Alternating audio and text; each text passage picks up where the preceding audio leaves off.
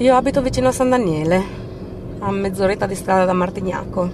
C'è gente che abita anche più su, che si fa autostrada, che fa 40 km. D'altronde era uno dei colossi della zona. Precenicco è chiuso già da un po'. A Martignaco rimangono 162 o 64 persone, ma io lì lavoravo dal 2001, quindi sono anche tra le ultime arrivate. C'è gente che è lì da 20, da 15 anni, anzi la maggior parte sono tutti oltre 10 anni che sono lì. Hanno firmato un accordo per cui ci darebbero teoricamente 3 anni di cassa integrazione. Quest'anno è sicuro e ce lo anticipa la ditta, al posto dell'INPS, la Safilo ce lo anticipa.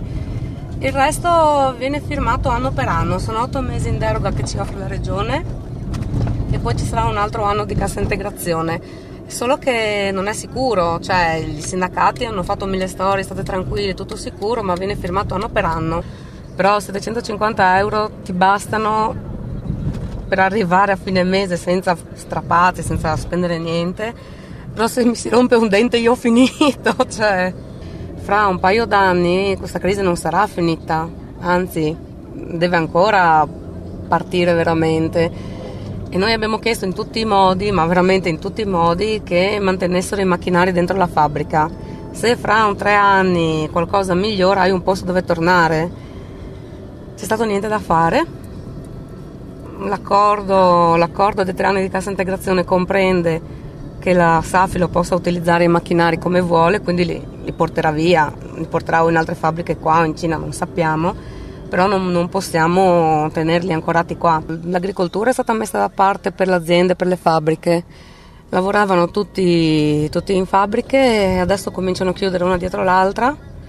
Ora, 3 giorni fa la fabbrica attaccata alla Safilo ha chiuso. Sono stati 3 mesi in cassa integrazione ordinaria senza stipendio. Nordchem si chiama. Non ne esci, sono una dietro l'altra. Qua adesso dappertutto, anche colossi come Daniele, ABS, sono tutti o cassa integrazione o contratti di solidarietà o comunque esuberi, ma non ce n'è uno che stia bene. Il presidio è nato spontaneamente sì, perché la gente è rimasta allibita. Tu arrivi a lavorare e ti dicono guarda, fra 15 giorni mandano in mobilità, ti viene un collo, non ti muovi da lì. E è stato comunque costituito dai sindacati che ben venga, per l'amor del cielo, e hanno palesato lotte eccetera. Noi tutti ben disposti. Quando abbiamo chiesto di agire materialmente, che non vuol dire fare danni o azioni sovversive, si parlava di un blocco momentaneo della statale, mandare a Padova a manifestare davanti alla... Ci hanno detto di no, sono tirati indietro, hanno detto che assolutamente no, che rischiavamo di far fallire tutta la trattativa. I dubbi sono 1000, il loro lavoro, quindi sono loro che tecnicamente sanno se è vero che poteva saltare questa trattativa o cosa.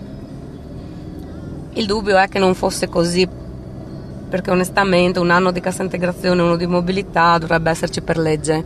Possono dirmi quanto vogliono, stai tranquilla che quei soldi ce li hai, finché non mi firmi la carta io non starò mai tranquilla. E sì, bisogna che si paga affitti, mutui, figli, cioè non lo metti a posto dicendogli stai tranquillo, insomma. Infatti adesso l'estate va anche bene, fino a quest'inverno uno anche se la cava, come cominceranno metano, gas, uno sfacelo. È dura.